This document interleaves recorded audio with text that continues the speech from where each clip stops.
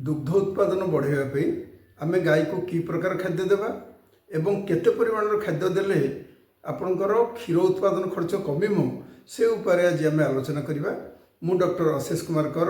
Retired joint director प्राणी संपद विकास विभाग ओडिशा। आपणकर जदि ये ऊपर कौन प्रश्न थाए कमेंट माध्यम लिखंतु मु तार उत्तर देवी। वर्तमान आम आलोचना आरंभ करवा। क्षीर दौथुवा गाई की कौन खाद्य दबा आ केते खाद्य दबा ए नहीं चाषी भाई मध्य अनेक प्रश्न थाए। जेपरिक गाई भल खाऊँची किंतु क्षीर कम कहीं दूची, क्यों प्रकार खाद्य देले गाईर क्षीर बढ़िबो, गाई के आम दिन को केते दाना खाया दबा, कौन भूल कले गाईर क्षीर कमिजिवो, यही सब विषय उपर आज आम सविशेष आलोचना करवा। ये वीडियो रे आम कौन कौन जानिबा ना गाई की खाद्य खोइबार मूल नीति कौन, गाई पे कि प्रकार खाद्य खाया दबा, क्षीर अनुसार आपण गाई के किपरि खाया देबे, घास सुखिला नड़ा आउ कनसेंट्रेट बा दाना यार समन्वय केमिति रखिबे, खनिज लवण बा मिनरल मिक्सचर आ पानीर गुरुत्व कौन, गर्भावस्था आ बाछुरी जन्म पर कि प्रकार खाद्य खाया दबा, आ गाई की खाद्य खाइबार आम साधारणतः कि भूल करुए ये सब जिनस आम आज आलोचना करवा। क्षीर दौथुवा गाईर मूल नीति है जे गाईर प्रथम पाकस्थली को भल रखा बा सुस्थ रखा। आमर गोटे पाकस्थली अच्छी किंतु गाईर चारोटी पाकस्थली अच्छी।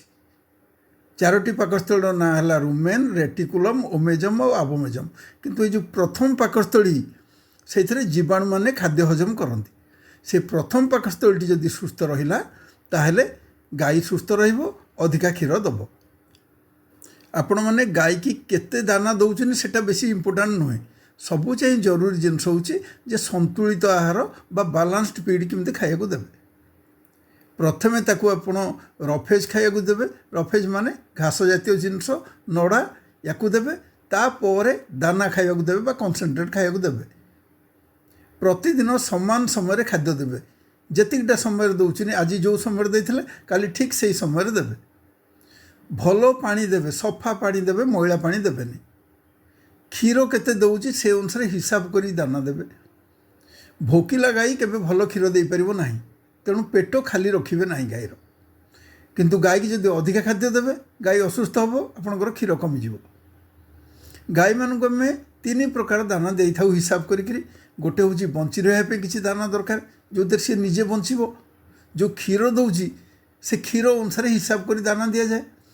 गर्भावस्थार शेष 3 मासरे पेटर छुआ शीघ्र शीघ्र बढ़े, से समय अधिका दाना दि जाए, तेणु गर्भावस्थार दाना दि जाए। तेणु 3 प्रकार दाना केते दबा से विषय आगू आम आलोचना करवा।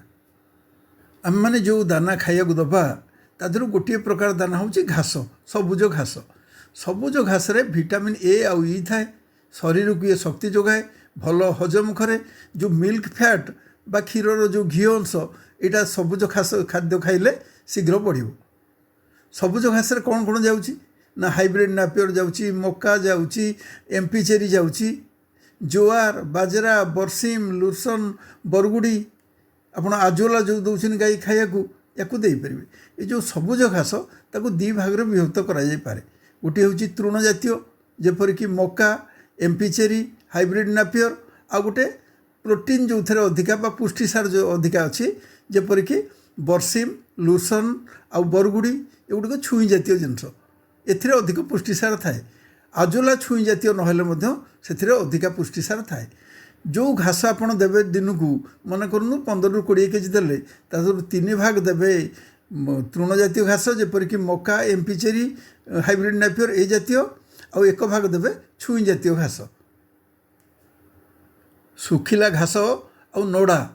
या कहीं दबा। जो सुखिला खाद्य देले अधिका पार्टी लाल बाहर, रुमिनेसन बा जो पाकुड़ी करुच्ची बा जो पार्टी चलाऊ थाए मझिरे मझिरे से पाकुड़ी करवाटा बढ़िबो। आ कौन हम ना एसिडोसिस हेनी, लाल उत्पादन जो अधिका हम लालटा आल्कालाइन से एसिडोसिस करई दबनी। इथे कौ कौ जिनस जाउची ना गहम भूसा, दाना भूसा, जोआर, सुखिला जोआर, मक्का गछ को काटिकी या दिन को 5 ରୁ 7 केजी गोटे गाई की दरकार। यहाँ देले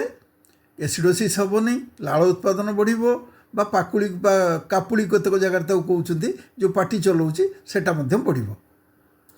तृतीय प्रकार खाद्य जोटा कहउछन जोटा कनसेंट्रेट कहउछन जोटा क्षीर बढ़ेबार बेसी साहाय्य करे कौन ना मका गहम चोकड़ खुद ता सहित जो पुष्टिसार जातीय जिनस बादाम पीडिया सोरस पीडिया सोयाबीन मिल या सहित खनिज मिश्रण ये सब मिसिक बजार में बिक्री होची ताकू करें कि निज घरे तैयारी करें निज घरे केमिति कनसेंट्रेट दाना तैयारी करें तापर मु आगु गोटे वीडियो करी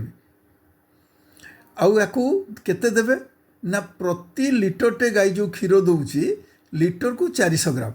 आ जदि मईसी पे लिटर को अध केजी 2 ରୁ 2.5 केजी क्षीर पे 1 केजी दाना गाई पे 400 ग्राम रे गोटे लिटर क्षीर पे 400 ग्राम मईस रे गोटे लिटर क्षीर पे 500 ग्राम दाना दि जाए था एटा को क्षीर दाना बिल कह जाए। गाई को केतेबेले खाद्य देबे सेटा बहुत इंपोर्टेंट। आपण सकाळ 6 ରୁ 7ଟା भितर जेतिकी घास देबे तार अधा घास ताको खाइବାକୁ दे दियंतु दाना जेतिकी देबे तार अधा भी दे दियंतु आ पानी दियंतु ये देले 6टा ରୁ 7ଟା भितर मध्याह्न समय जो 12टा ରୁ 1 भितर खाली आपण ताको देबे नडा आ पानी से समय दाना दरकार नहीं आउ कंचा घास भी दरकार नहीं। संध्या 6टा 7टा बेलू जो बाकी बड़ी जो घास बाकी बड़ी जो दाना आ मिनरल मिक्सचर या संध्या बेलू देवे एमती दिन को 3 थर रे गाई की खाइବାକୁ देवे। आपण माने जो खनिज मिश्रण बा मिनरल मिक्सचर या जदि आप न दौरान ताले क्षीर कमिज गर्भ ठीक समय रही बारंबार रिपीट कर बाछुरी दुर्बल हम दिन को 50 ରୁ 70 ग्राम मिनरल मिक्सचर आप दरकार गोटे गाई की आ लुण 30 ରୁ 40 ग्राम दरकार जदि कम क्षीर दौची 50 ग्राम देवे जदि 10 लिटर रू अधिका दौची 70 ग्राम मिनरल मिक्सचर दिन को दरकार। जदि आपण मैंने एते हिसाब करी न जानिबे मु गोटे मोटामोटी हिसाब दौची मन करंतु 5 ରୁ 7 लिटर आप गाई क्षीर दौची ताकू घास देवे सबुज घास देवे 15 केजी नड़ा देवे नड़ा भूसा ये सब जिनस देवे 5 केजी दाना 2 ରୁ 3 केजी मन करंतु 5 लिटर दौ 2 केजी दाना देवे आ जदि 6 लिटर 7 लिटर दौची 2.5 केजी कि 3 केजी दाना देवे से 8 ରୁ 12 लिटर पे आपण सबुज घास देवे 18 केजी नड़ा देवे 6 केजी दाना 4 ରୁ 5 केजी सेहीपरि जदि 15 लिटर अधिक क्षीर दौए ताले 20 केजी आप सबुज घास देवे सुखिला नड़ा देवे 6 ରୁ 7 केजी दाना 6 ରୁ 8 केजी आउ ता सहित आपन को बाईपास फैट बिल मिलूची आ एक्स्ट्रा मिनरल मिक्सचर देवे जदि 15 लिटर अधिक क्षीर दौए। क्षीर बढ़ेबारे पानीर बहुत गुरुत्व अच्छी पानी सबुठारु सस्ता क्षीर बढ़ेबार उपाय या अर्थ नुहे जे अति अधिका पानी देदेले आप अधिका क्षीर बढ़ किंतु पानी जदि कम हम ताले क्षीर कम हम दिन को 60 ରୁ 80 लिटर पानी दरकार गाई पे